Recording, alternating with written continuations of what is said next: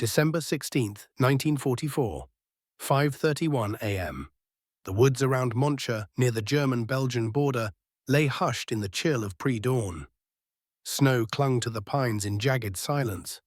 Colonel Oscar Alfred Axelson of the U.S. 46th Artillery Group stood alone, peering through his field glasses. Ahead, a storm was gathering. Through the darkness, movement stirred, columns of German troops amassing with a purpose. A surprise offensive was brewing, and Axelson could feel it in his bones. Behind him, stacked carefully under a camouflage net, were the T-98 ammunition crates, each one containing something the enemy could neither see nor imagine. They were proximity-fused shells, top-secret weapons so advanced they had been banned for land use by direct order of Allied High Command. The brass didn't want to risk a single shell falling into enemy hands. The consequences of such technology being reverse-engineered were unthinkable, but war rarely waits for permission. "Colonel," came the voice of his operations officer, sharp with urgency. "German artillery has started. The 38th is under heavy fire. They're requesting immediate support." Axelson turned to face the crates again. His mind raced, not with doubt, but with grim acceptance. The rules were clear, yet so was the situation. The 38th Cavalry Squadron was about to be overrun. He glanced again at the horizon. The Germans were throwing everything they had. If this was Hitler's final push, he intended to break through the Ardennes before the Allies could respond. He gave the order, low but resolute. "Load the VT shells." There was a pause, just a second, but it stretched with the weight of history. The gun crews hesitated, then obeyed. The term VT was a deliberate code. It stood for variable time, misleading in its simplicity, meant to confuse enemy eavesdroppers. What the acronym masked was something that would change the very nature of ground warfare. Within minutes, the 46th Artillery opened fire. At 6:18 a.m., just 47 minutes after the German offensive began, American guns responded, not with more of the same, but with something the Germans had never experienced. The shells didn't strike the ground. They exploded above it, right where the German soldiers thought they were safe. Thousands of steel fragments rained down at supersonic speed. The foxholes they had dug so carefully turned into death traps. Defensive doctrine, drilled into them since basic training, meant nothing in the face of this new kind of artillery. The air itself had turned against them. That morning would mark the debut of the proximity fuse in land warfare. What had begun as a desperate, unauthorized act became a transformation. In those early minutes of chaos, Colonel Axelson had done more than disobey orders. He had changed the physics of death on the battlefield. And though he didn't know it yet, his decision would reverberate across every front, every strategy, every command briefing until the final German surrender. The countdown had begun. Not just to the end of a battle, but to the beginning of a new era. And for the German troops crawling toward the Allied line that morning, the sky above was no longer silent. It had turned lethal. What they didn't know, what they couldn't have known, was that from this day forward, no amount of earth could protect them, not from what was falling from above. Axelson's decision didn't come lightly. Behind every order was a calculation, and behind this one was the memory of too many men lost in trenches, their positions shredded by superior fire or drowned in the mud of indecisive warfare. The colonel had been in the thick of the European campaign for long enough to understand one brutal truth. There were moments when following protocol meant letting good men die. And today he wasn't going to let that happen. By the time the second volley of VT shells landed, the German front units were in disarray. Radio intercepts confirmed what observers saw through binoculars: troops scattering, formation integrity collapsing. One intercepted message repeated a single word: Luftminen, air mines. Panic spread faster than shrapnel. The proximity fuse, a marvel of engineering barely the size of a coffee cup, had done something no commander on the field could have predicted. It had removed the illusion of safety. Soldiers were trained to hit the dirt under shell fire, to trust in their foxholes. But now the explosions bloomed above them, just high enough to bypass any cover and send hot steel straight down. It was psychological warfare in its purest form, and the Germans weren't ready for it. Axelson's gunners knew they were using something extraordinary. But even they didn't understand how extraordinary. Each shell contained a miniature radio, built to survive the 20,000 G-force of launch, spinning up to 30,000 RPM in flight. When the radio signal bounced back from the ground at a preset height, 30 feet, it triggered detonation. The math was exact, the effect horrifying.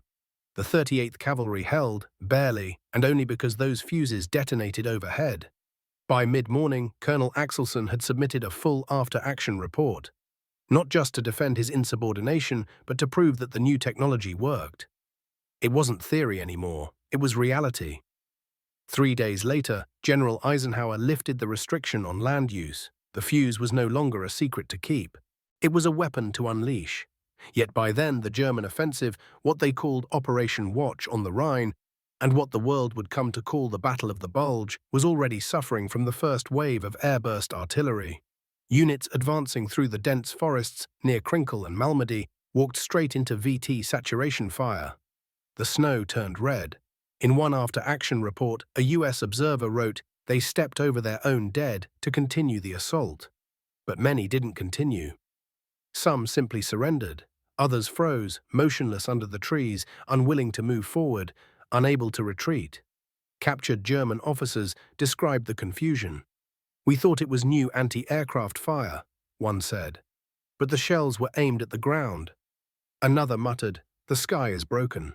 But the sky wasn't broken. It had been engineered, designed, tested, mass-produced. And in that design lay not just tactical advantage, but a shift in the moral architecture of warfare.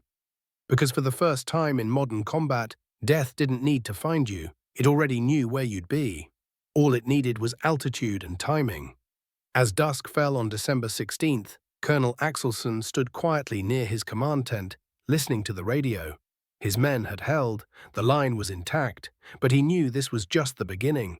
Because once a weapon like the VT fuse entered the field, nothing would ever be the same again.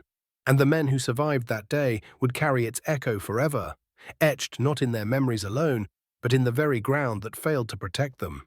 The first days of the German offensive had been meant to surprise, overwhelm, and fracture the Allied line. Hitler's gamble was that the fog, the snow, and the silence of winter would conceal his final, desperate thrust westward. But what he hadn't counted on, what no one in Berlin had imagined, was that the Americans had broken not just codes, but the laws of probability. By December 18th, as snow choked the forested hills and roads of the Ardennes, more artillery groups began requesting access to VT-fused shells. Some had only heard rumors. Others had witnessed the results firsthand. Enemy columns halted, trees shredded mid-canopy, foxholes filled with the dead. The word spread quietly but quickly. The new fuse didn't miss. It hunted from the air. At the 4th Infantry Division headquarters near Hürtgen Forest, Lieutenant Walter Davis was poring over maps when the call came in. Requesting immediate saturation of grid L39, "They're pushing through again." He glanced up. "Are we cleared for VT rounds?" His commanding officer nodded slowly. "As of today, use them." That day, American howitzers fired over 12,000 VT-fused shells into the dense German lines. The results were unlike anything they had seen in months of forest warfare. Where once tree bursts were a matter of careful calibration and luck, the new shells found their own height, their own moment. They exploded just above the treetops, ripping branches, sending wooden splinters as deadly as steel into anything below. German soldiers who had trusted the forest to shield them found themselves under a different kind of rain. One sergeant described it as a storm with teeth. Medical stations on both sides reported new wound patterns, deep, narrow punctures from above, clustered on heads, necks, and shoulders. No cover worked, no plan mattered. Even the psychological math changed. Where traditional artillery had been survivable, if terrifying, the new shells brought with them a certainty. You didn't dodge these, you didn't wait them out. You either weren't there when they landed, or you didn't survive. Back at the US command post, reports flooded in. Entire German battalions had gone silent. Aerial reconnaissance confirmed fields littered with enemy equipment, bodies curled into craters, some not even showing signs of trauma, just faces frozen in shock, eyes still wide. And still, the production lines in America ran without pause. In cities like Cincinnati, Ipswich, and Rochester, thousands of women bent over magnifying lenses, soldering parts smaller than a pencil tip. They didn't know exactly what they were building. They didn't need to. The clean rooms they worked in were kept within 2 degrees of tolerance.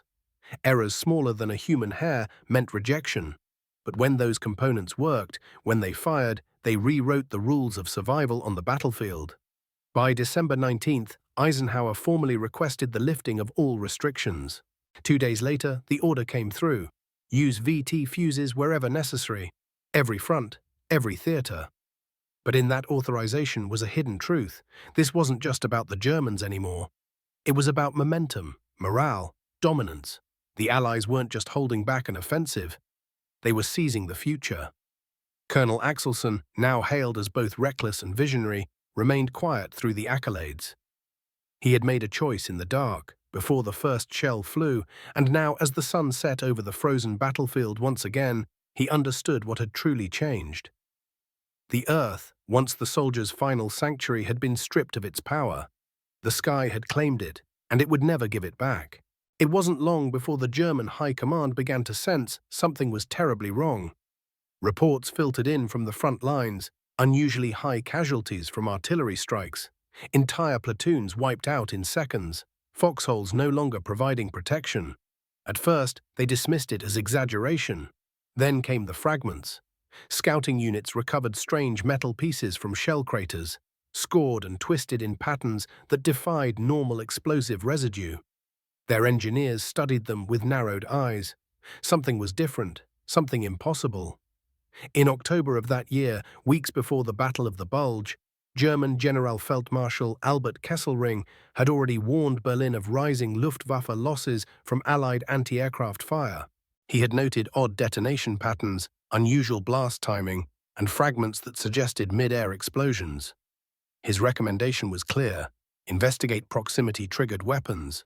The official response from the Oberkommando der Wehrmacht: dismissal.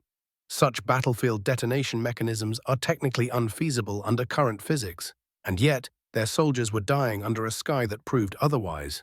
By December 23rd, American artillery had fired over 200,000 proximity-fused shells in the Ardennes sector alone.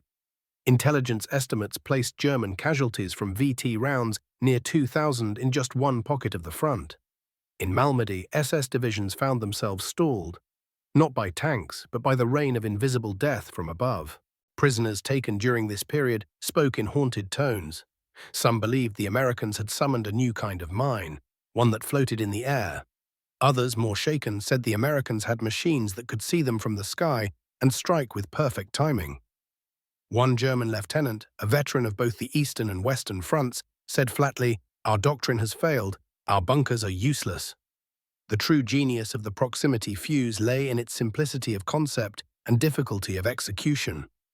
A tiny radio signal, bouncing between shell and ground, calculated altitude with exacting precision. Detonation occurred not on impact, but at precisely 30 feet above the surface, high enough to cast fragments outward and downward in a lethal cone, covering a radius nearly 3 times greater than ground bursts. Engineers in Germany had toyed with similar ideas in the 1930s, acoustic fuses, electrostatic sensors, but none made it past the prototype phase. Hitler had ordered that only weapons deployable within 6 months be funded. The result? Projects that required patience and precision were shelved, deemed luxuries in a war of attrition. Now the irony was unbearable. In the cold forests of Belgium, German troops were dying by the tens, then hundreds, to a technology they had once imagined and abandoned. Back in the American rear lines, Colonel Axelson read the latest field reports with a silent solemnity. His artillery officers, some barely older than college kids, now understood the weight of their fire missions. What they launched was no longer just steel and powder. It was science weaponized. It was inevitability given flight. As Christmas approached, the shelling intensified. The sky above the front lines no longer meant sheltering flurries of snow. It was an executioner, silent until it struck, and when it did, it left behind silence of a different kind.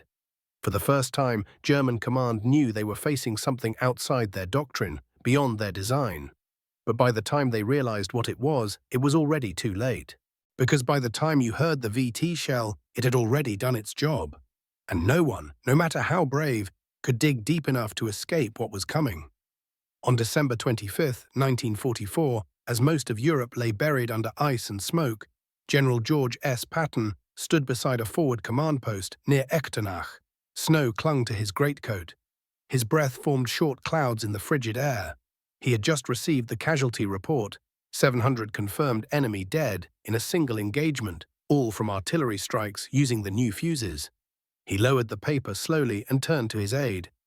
"The funny fuse," he muttered, almost to himself, "won the Battle of the Bulge for us." It was a rare admission from the tank-obsessed general who had once questioned the over-reliance on artillery. But what he had seen that morning shifted his thinking. The American artillery, once considered a support weapon, had now become the decisive blade of the battlefield. It didn't just hold the line, it broke it. The proximity fuse had made that possible, and its impact wasn't only strategic. It was psychological. Interrogations of German prisoners captured that week painted a chilling picture. Soldiers described overwhelming fear, not of the shells themselves, but of their consistency. "Every blast is the same height," one said. "We dig deeper, but it doesn't matter." Another, younger and clearly traumatized, whispered, "The sky knows where we are." German doctrine had always emphasized trench warfare, cover and movement under fire. The proximity fuse flipped that logic on its head. It punished exactly those behaviors. Deep holes became traps. Dispersed formations became the only refuge, but even that had its limits. American forward observers began noticing changes. German infantry no longer huddled in foxholes. Instead, they crawled into abandoned buildings, trenches with overhead logs, or simply scattered in small clusters. But this tactic forced tighter concentration elsewhere, making them easy targets for conventional high-explosive shells. There was no safe solution, only desperate improvisation. Meanwhile, back home, the factories building the VT fuses didn't pause for Christmas. At the Crosley plant in Cincinnati, over 8,000 workers, most of them women, filed into the assembly lines, continuing their delicate, meticulous work. Some attached tiny propeller blades. Others calibrated vacuum tubes, their hands steady under microscopes. Few of them knew exactly what the devices did, but they had been told this. Their work saved American lives, and it did. Every shell assembled meant fewer infantry needed to storm fortified positions. Every airburst over a German trench meant fewer Americans dying under machine gun nests or mortar fire. The equation was cruel, but effective. In the Hurtgen Forest, where weeks earlier the US had suffered devastating casualties, the story began to change. Now, with proximity-fused shells falling into the treetops, the tables turned. The very canopy that had shielded German defenders became a weapon against them. The artillery created storms of steel and splintered wood. Survivors stumbled out with shredded uniforms, torn skin, and hollow eyes. The battlefield had become a laboratory, and the results were clear. By the end of December, the fuse that Colonel Axelson had used in defiance had become the standard. No longer a secret, no longer theoretical. It was deployed across the entire front. But Axelson, though praised in military circles, remained quiet. He visited the batteries often, walked among the men, listened to the silence that followed each barrage. He understood what had changed, and what it cost. War had always been about terrain, about angles, about cover. But now, for the first time in modern combat, it was about altitude, 30 feet. That's all it took to make the difference between life and death. 30 feet, the space between safety and slaughter. And the Americans had mastered it. As January 1945 dawned over the war-torn countryside of Western Europe, the Allies found themselves pushing back against what had once seemed like a catastrophic collapse. The German offensive had been blunted, not by tanks or infantry, but by cold steel falling from the sky at precisely calibrated heights. Operation Grenade, the planned Allied push toward the Rhine River, was now approaching. The ground was frozen solid, the forest still haunted by the ghosts of the December fighting. But the Americans were no longer playing defense. The Ninth Army was preparing to go forward, armed with something no army in history had ever wielded at such scale. In the planning tent, Major David Halperin, a logistics officer from New York, pointed to a map dotted with German fortifications. "These bunkers," he said, "they took them months to build. Overhead log covers, dug 10 feet deep. None of it matters now." He wasn't boasting, he was simply stating what everyone at the table had come to accept. The proximity fuse made traditional defenses obsolete, and the enemy was learning that the hard way. German command, growing increasingly desperate, issued new orders. Foxholes had to be deeper, no less than 8 feet, and reinforced with logs and 2 feet of packed earth. Movement in areas under shell threat was to occur only through covered trenches. Concrete bunkers were to be prioritized, but it was too late, and it was impossible. Field conditions didn't allow for such constructions. There wasn't enough wood, time, or manpower. Artillery came too fast, too precise. Entire German engineering units were assigned to dig, only to find their efforts shattered in the first hour of shelling. For every position they tried to fortify, the Americans had a battery waiting, calibrated, ready. The VT fuse had another, subtler advantage. It let the Americans fire less, but kill more. A single shell did the work of 5. Instead of prolonged barrages to suppress enemies, artillery could now deliver shorter, more lethal volleys and move on. Barrel life increased, ammunition stockpiles lasted longer, supply chains stretched thinner without breaking. It was efficiency born not just of engineering, but of American industrial doctrine. On the production side, the scale was staggering. By January, over 70,000 proximity fuses were being manufactured each day. Quality control was brutal. Up to 28% of units were discarded for failing to meet the near-impossible tolerances. That rejection rate, which would have halted German production entirely, was manageable in the American system.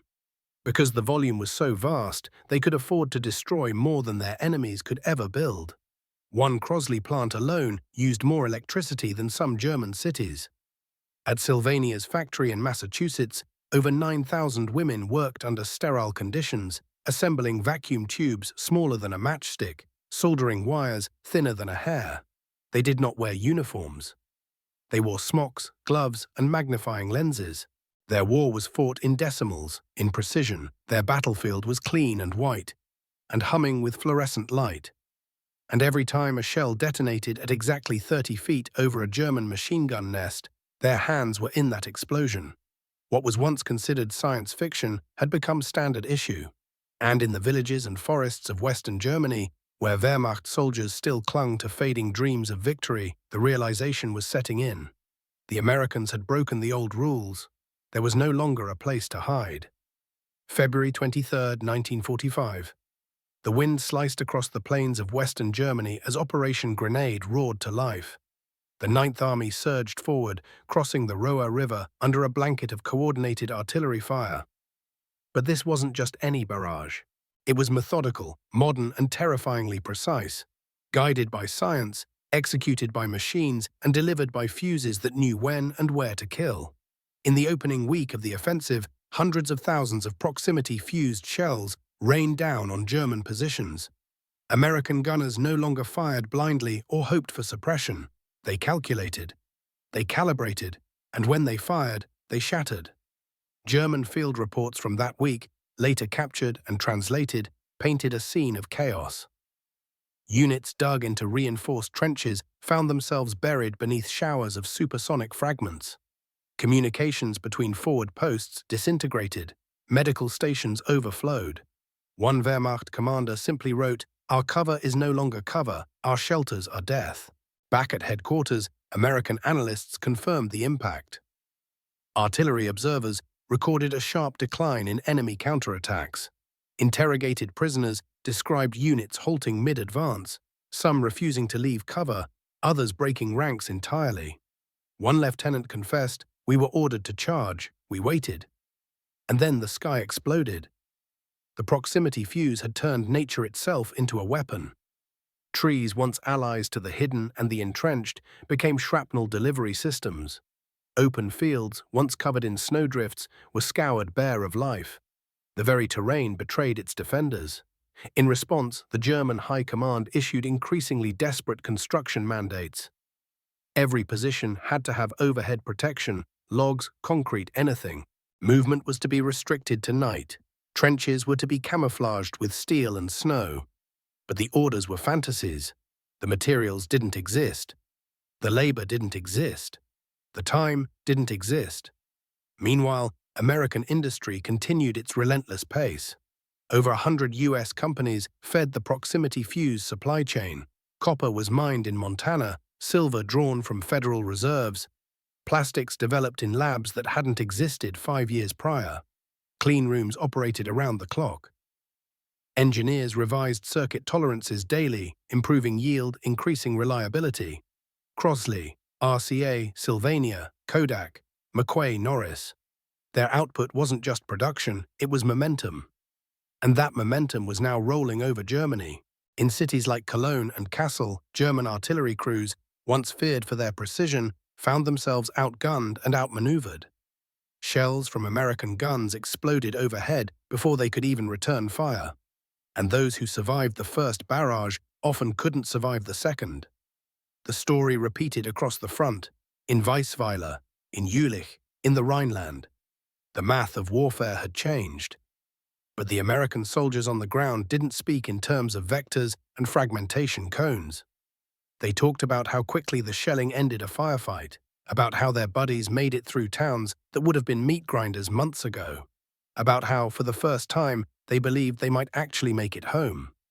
Proximity fuses didn't just protect them, they changed the way they fought. Faster advances, shorter engagements, fewer casualties. And while the enemy dug deeper and covered harder, the truth became impossible to ignore. There was no longer a front line the Germans could hold, not when the air itself was against them. March 7, 1945.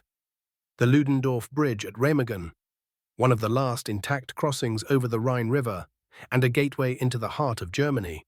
American infantry had reached it by chance. What followed would become one of the most symbolic moments of the final European push. As German demolition crews scrambled and panicked, Lieutenant Karl Timman, holding a battered field radio, called in artillery support. His voice crackled over the signal. "We need proximity rounds. Enemy forces are retreating across the bridge. We can cut them off." But the reply from artillery command was immediate and final: denied. American forces were too close. The VT fuse was too lethal, too indiscriminate. In this moment, the very strength of the proximity shell became a liability. It was a precision weapon in design, but not in targeting. If it exploded overhead, it didn't care who stood below. Timman understood. He didn't argue, but as he watched German soldiers sprint across the steel span, he knew what could have been, and he knew that even the most advanced technology had limits. The proximity fuse was not a sniper's bullet, it was a scalpel of shrapnel, a surgical strike in airburst form. But its rules were fixed. 30 feet meant 30 feet, friend or foe. In the weeks that followed, American artillery adapted. They learned how to shift fire lines, adjust spacing, create zones of safety. But the bridge at Remagen became a cautionary tale, a reminder that even the most revolutionary weapon must be wielded with care. Back in Berlin, German command grew frantic. Their intelligence teams had finally begun piecing together what was happening. Reports recovered after the war showed frantic attempts to identify the technology.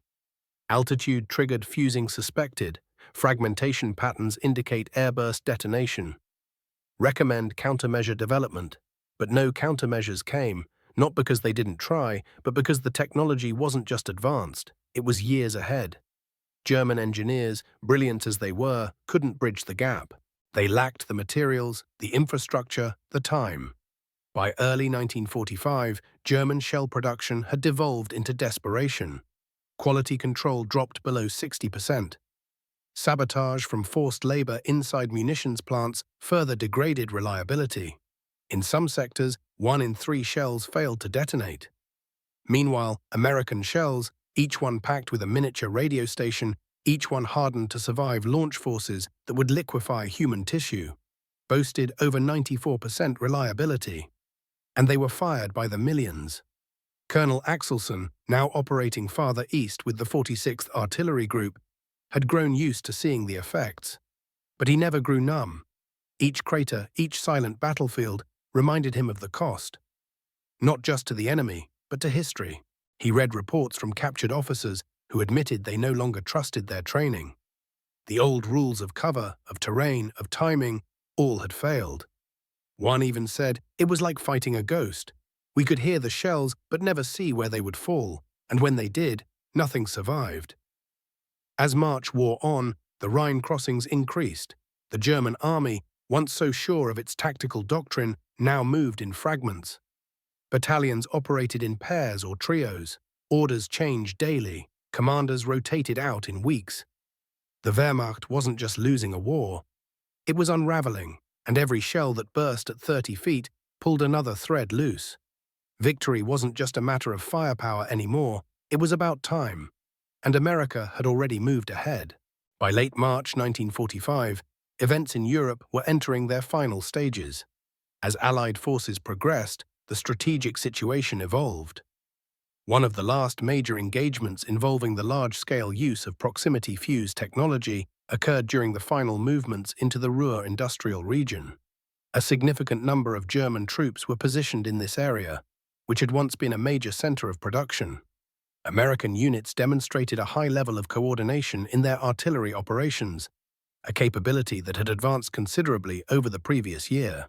Dozens of batteries fired proximity-fused shells in synchronized waves, creating airbursts so dense that observers said the sky looked like it was on fire.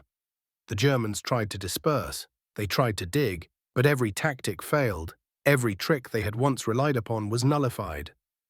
One American forward observer later wrote in his report, "They didn't run, they didn't even scatter. They just froze. I think they knew. No hole was deep enough." Captured German officers begged for explanations. They asked if the Americans had invented some new radar, some supernatural guidance. Some suspected magnetic fields. One senior officer, a veteran of Stalingrad, said quietly, "This is not war, this is extermination." But it wasn't extermination, it was efficiency. It was engineering. It was a consequence of connecting science to manufacturing, and manufacturing to doctrine. Germany had tried to develop its own proximity fuse. Tests had been conducted as early as 1943.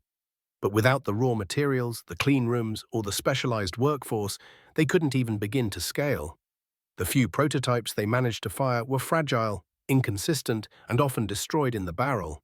To build what the Americans had built, Germany would have needed 50,000 trained workers, 15 new factories, and tons of copper and silver, resources they no longer controlled. The irony ran deep. German scientists had understood the theory before the Americans, but they hadn't believed it was possible to mass produce. And even if they had, Hitler's demand that all weapons be operational within 6 months killed innovation before it could breathe. While Germany bet on miracle weapons like the V-2 rocket, America bet on refinement. While the V-2 shattered buildings, the proximity fuse shattered infantry formations. While the rocket consumed billions and achieved headlines, the fuse, cheaper, quieter, won battlefields. By the end of March, German command issued a final set of directives. Foxholes must now be dug 10 feet deep. Overhead protection must include reinforced concrete. Movement should occur only under full darkness. But these were fantasies. The average German rifleman had no concrete, no time, no tools. In American positions, the artillery crews reloaded and re-aimed. More VT shells arrived by the truckload, their fins gleaming in the morning frost. And from high above, Allied reconnaissance reported the same pattern again and again. German units huddled in craters, too afraid to move. Roads once crowded with convoys were now empty. No columns advanced. The Wehrmacht was no longer retreating. It was simply ceasing to move. For the first time, it seemed, the German army had lost its will, not just to fight, but to survive.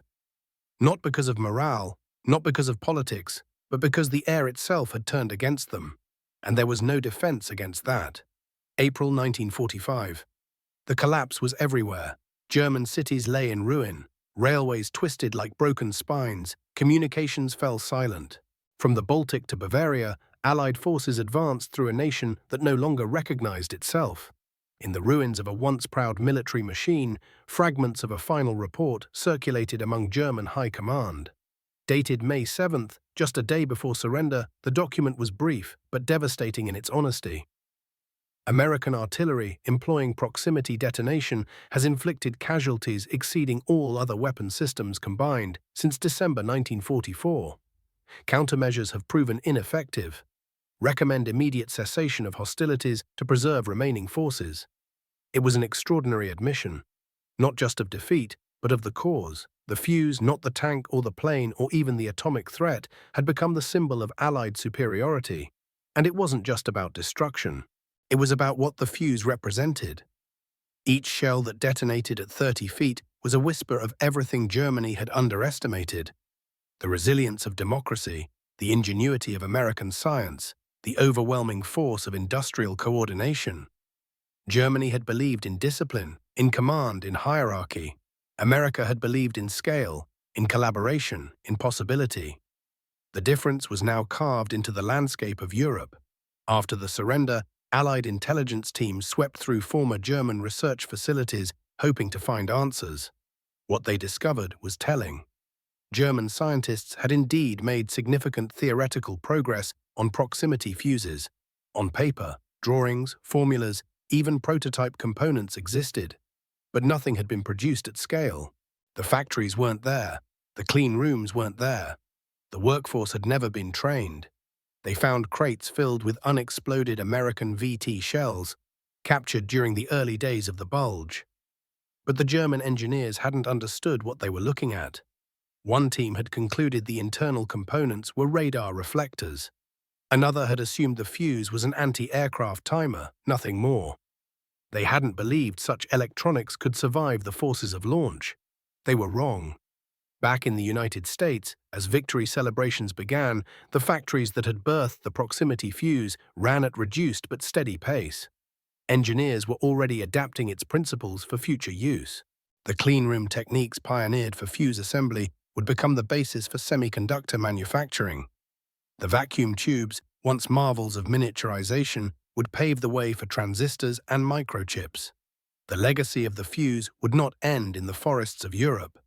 At Johns Hopkins Applied Physics Laboratory, where the fuse had first been perfected, teams met to discuss post-war implications. They understood what they had unleashed, and they understood something more, that they had changed not just how wars were fought, but how wars would be imagined. Meanwhile, the veterans who had witnessed the fuse in action, those who had survived because of it or buried their enemies beneath it, carried memories they couldn't quite explain. Many spoke of silence after the shelling, a silence deeper than before. Others remembered finding enemy trenches with no survivors, only bodies curled together, untouched by blast but pierced by 100 downward angles of steel. It wasn't glory, it wasn't triumph. It was certainty, cold, mathematical, and irreversible. The proximity fuse hadn't made war easier, it had made it clearer. It had shown that progress doesn't just march, it detonates, precisely, at 30 feet above the ground, and when it does, nothing is ever the same again. In the Pacific Theater, thousands of miles away from the shattered towns of Europe, the proximity fuse had already proven its worth against an entirely different enemy. The skies over Okinawa were thick with Japanese aircraft, many flown by pilots with no plan to return. The kamikaze threat loomed large, threatening to sink American vessels and stall the final assault on Japan. But the US Navy had a secret of its own, one forged in the same factories that had armed Axelson's artillery. The VT fuse. Anti-aircraft batteries bristled on the decks of every major warship. Shells packed with proximity fuses were loaded, aimed, and fired in bursts. The results were staggering. Planes that once dove through flak with grim resolve now exploded hundreds of feet away. The fuse didn't need a direct hit. It just needed to get close. In June 1944, during the Battle of the Philippine Sea, what would become known as the Great Marianas Turkey Shoot, American naval gunners used proximity-fused shells to shoot down over 400 Japanese aircraft. The kill rate was unprecedented. A weapon designed to detonate at optimal distance turned waves of kamikaze assaults into smoke trails. Admiral Willis Lee, a career officer and pragmatist to the bone, summed it up bluntly. Proximity fuses saved 100,000 American lives in the Pacific. He wasn't exaggerating. Before the fuse, it took over 1,100 rounds to down a single aircraft. After its introduction, the average dropped to just over 300. Japanese pilots spoke of sky explosions that seemed to chase them, bursts that felt sentient. Some veered off at the last moment, others pressed on, only to vanish in mid-air, torn apart before reaching their targets. The proximity fuse turned flak clouds into lethal nets, and still the workers back home toiled in anonymity. At a facility in Ipswich, Massachusetts, 9,000 women, many fresh out of high school, others mothers with husbands overseas, sat beneath fluorescent lights. They wore white coats and rubber gloves. Their hands, steady from repetition, placed vacuum tubes into casings no wider than a lipstick tube. They worked under microscopes, hours at a time, inspecting circuits for flaws invisible to the naked eye. They didn't see the battles their hands helped win, but their work was precise, unrelenting, and exact. Each shell that burst near a Zero or a Betty bomber carried their fingerprints, figuratively if not literally. Each detonation in the Pacific sky was powered by a fuse they had built. In time, the fuse became more than a tool. It became a doctrine. Military planners saw the future in its circuitry. If intelligence could be embedded into ammunition, why not into bombs? Into missiles? Into rockets? The age of smart weapons began not with a bang in the desert, but with a hum in a factory, a circuit charged by a slipstream, a detonation precisely 30 feet above the Earth. And while the Pacific victories piled up and the skies grew quieter, a new question began to form, not among soldiers, but among scientists and strategists. If war could be made this precise, this efficient, what came next? The proximity fuse had changed everything, but its greatest legacy was yet to come. It had opened the door to a future shaped not by mass, but by mastery. As the guns of World War II finally fell silent in May 1945, the United States stood victorious on 2 continents. But its triumph wasn't built solely on courage or strategy. Beneath every battlefield, success was a foundation poured by industry, science, and the willingness to fuse them into something greater than either alone.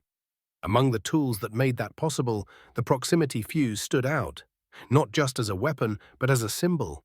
It was miniature, precise, lethal, and it had been built not by soldiers, but by thousands of invisible hands. In the months following the war, military historians began combing through data.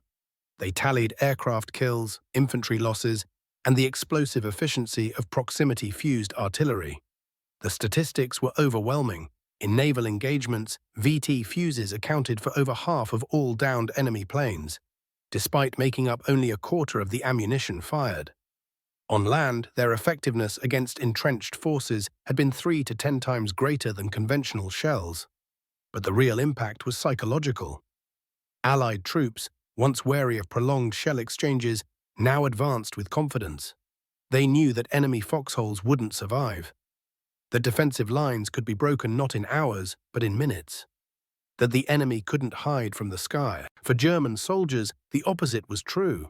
Interrogations revealed a recurring theme: helplessness. The old rules of survival no longer applied. Foxholes, once lifelines, had become death traps. Movement brought exposure, stillness brought precision fire. A captured German infantryman described it best. The shell knew we were there, it always knew. Surgeons on both sides documented new wound patterns, deep punctures from overhead angles, clustered injuries to shoulders, necks, and spines. The American advantage didn't end with the shell. It extended to the operating table. Penicillin, plasma, and evacuation logistics saved thousands who would have died months earlier.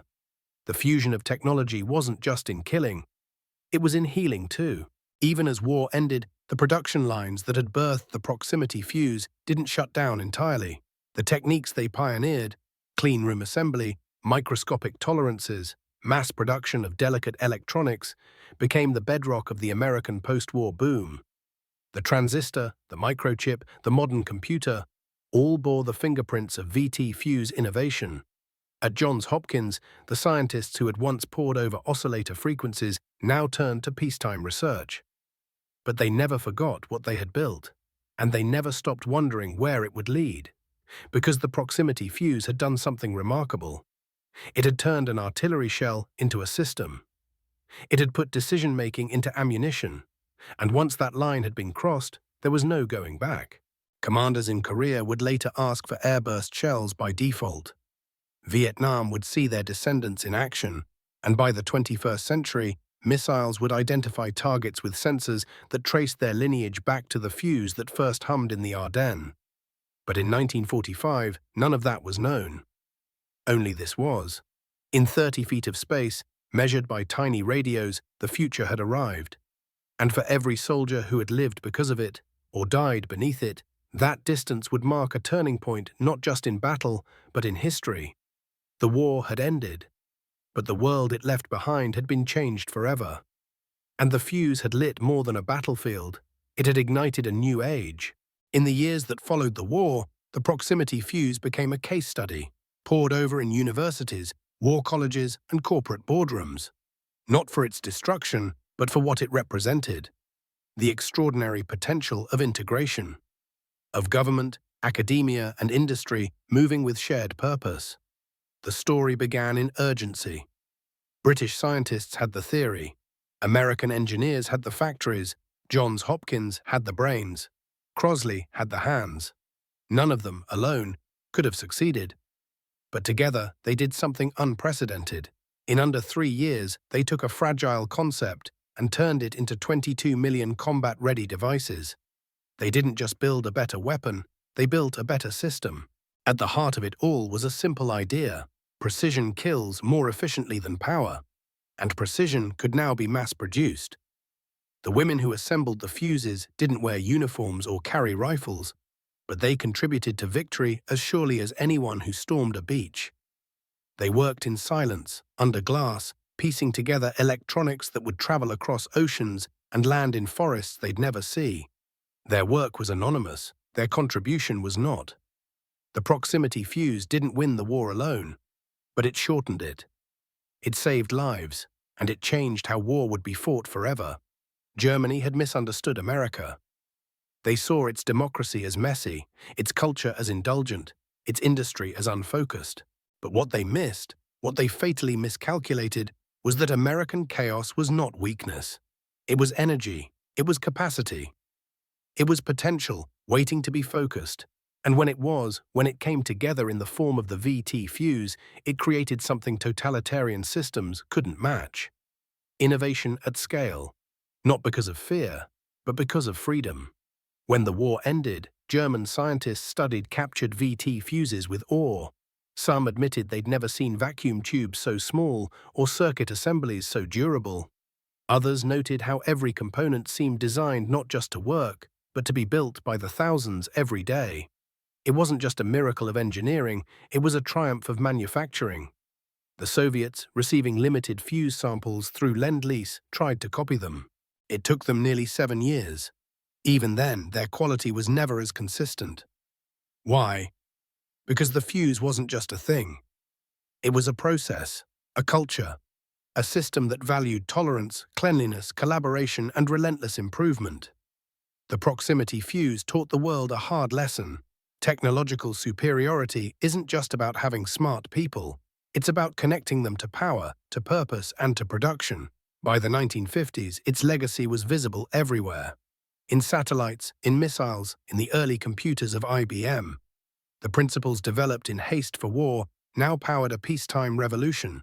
But even amid all this innovation, one fact remained most profound. The fuse had changed what it meant to fight.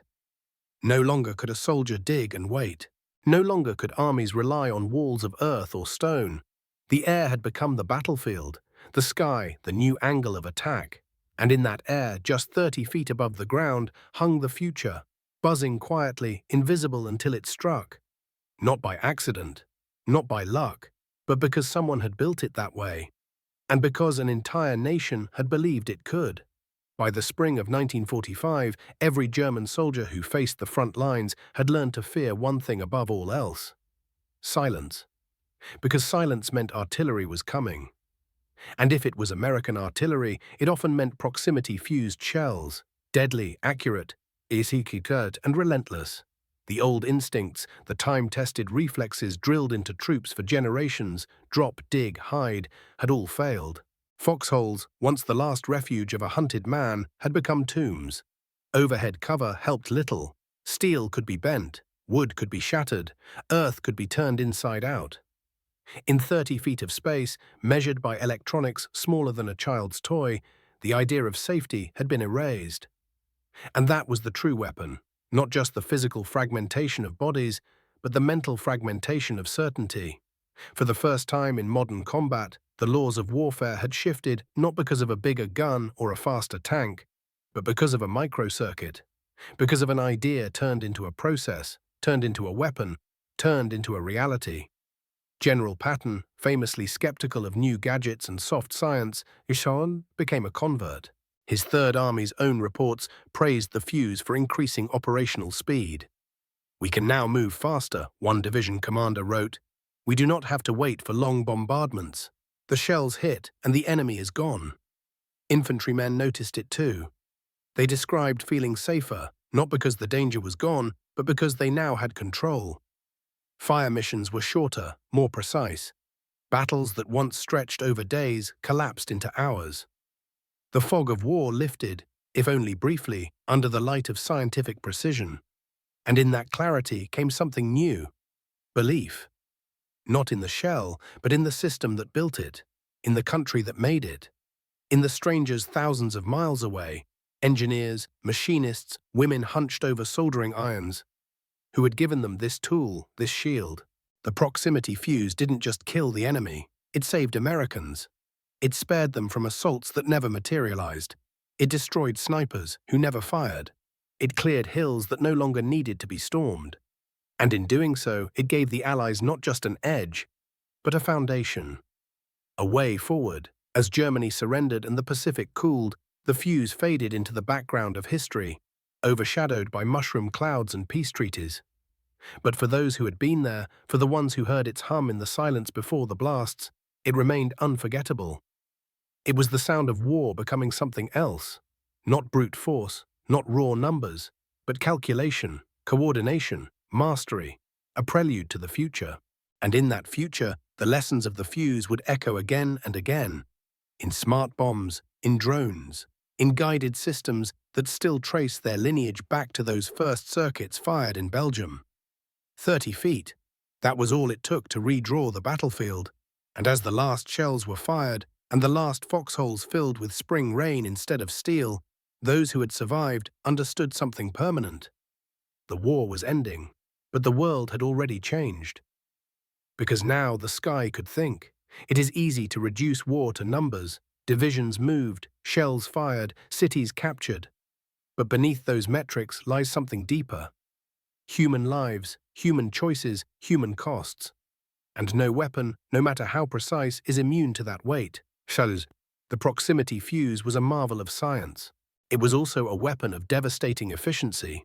It didn't just win battles, it redefined them. Yet for every success it achieved, it left behind a question. What does it mean when killing becomes predictable? When warfare becomes a system of circuits and math? For the German soldier in his foxhole, the answer came too late. There was no countermeasure, no heroism that could stop a fragment falling from 30 feet above. The very earth betrayed him. The sky, once distant, had been turned into a tool of annihilation. But for the American soldier, the fuse was salvation. It meant fewer charges into entrenched positions, fewer names on casualty reports. It meant coming home. It meant survival. And for the workers, thousands of women who had never seen a battlefield, who had never heard a shell scream overhead, their labor echoed in every detonation. They built safety with soldering irons. They stitched together victory with wire and patience. They didn't aim the shells, but they gave them eyes. After the war, many of those workers went back to quiet lives. Their names never appeared in headlines. Their contributions were buried in archives, but they were the beating heart of a weapon that helped bring fascism to its knees. The proximity fuse taught us that freedom, when organized, when focused, is a force greater than any ideology. That precision, born of collaboration and belief, can defeat cruelty, born of control. And yet, the moral reckoning remains. This was not a clean weapon. It caused terror, it caused suffering. It didn't discriminate, it delivered certainty, deadly and unflinching. But it also delivered victory.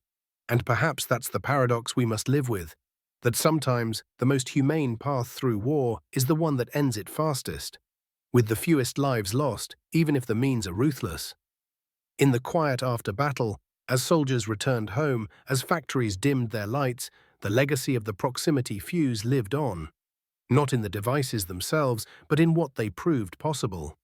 That democracies can build, that freedom can produce, that when ordinary people believe in something larger than themselves, they can shape the world.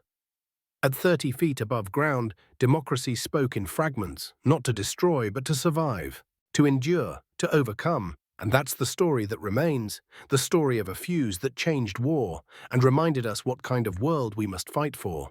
If you found this story powerful, don't forget to like this video, subscribe to the channel, and share your reflections in the comments below. We'd love to hear what this history means to you. Thank you for watching.